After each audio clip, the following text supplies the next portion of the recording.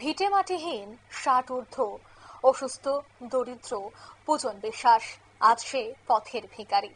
গোলাঘাটি কাঞ্চনমালা এলাকায় এই ৬০ ঊর্ধ্ব পূজন বিশ্বাস কাঞ্চনমালার ভাগীরথ চৌমুহনী সংলগ্ন অন্যের জায়গায় একটি জঙ্গলের পাশে টিন দিয়ে সামান্য একটি কুঁড়ে ঘুরে ঘর বানিয়ে সেখানে কোনো রকম ভাবে দিন কাটাচ্ছেন। পূজন বিশ্বাসের স্ত্রী বেশ কয়েক বছর আগেই মারা যান এবং তার ঘরে কোনো সন্তান জন্মগ্রহণ হয়নি। স্ত্রী মারা যাওয়ার পর পূজন বিশ্বাস একেবারে এই সংসারে একা হয়ে গেছেন। পূজন বিশ্বাস এখন বয়সের ভারে প্রায় অসুস্থ থাকেন এবং কোনো কাজকর্ম করতে পারেন না। নিজের জীবন বাঁচিয়ে রাখতে ওনার এক নিকট আত্মীয়ের বাড়িতে গিয়ে দুবেলা দুমুঠো খাবার খেয়ে তিনি দিন কাটাচ্ছেন। উনি রাতের বেলায় যে ঘরে ঘুমন সেই ঘরটির ভেতরে এমন অবস্থা যা মানুষ থাকার উপযোগী নয়, কিন্তু তারপরেও পূজন বিশ্বাস এই কুঁড়ে ঘুরেই থাকছে। প্রায় সময় মানুষের কাছ থেকে টাকা চাইতেও দেখা যায় তাকে। তিনি এতটাই অসহায় যে দুবেলা দুমুঠো ভাত খেতে পান না।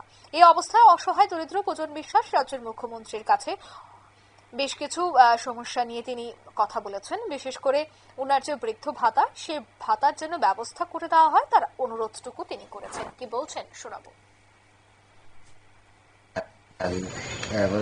সন্তানও নাই, কিছু নাই। আপনার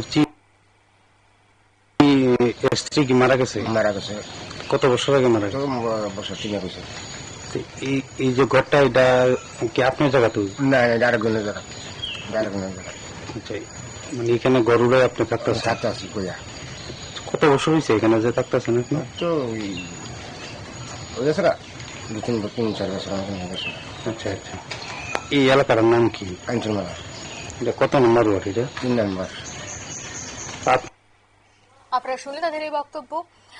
তিনি বললেন যে মুখ্যমন্ত্রী যেন ওনার দিকে একটু তাকান, ওনাকে যে প্রাপ্য বৃদ্ধা ভাতা রয়েছে সেই ভাতাটুকু যেন প্রদান করা হয়। এখন দেখার বিষয় এই সংবাদ সম্প্রচার হবার পর সংশ্লিষ্ট প্রশাসন বা সেখানকার নেতা কর্মীরা এগিয়ে আসে কিনা এবং ভাতা প্রাপ্তি তার হয় কিনা সেটাও দেখার।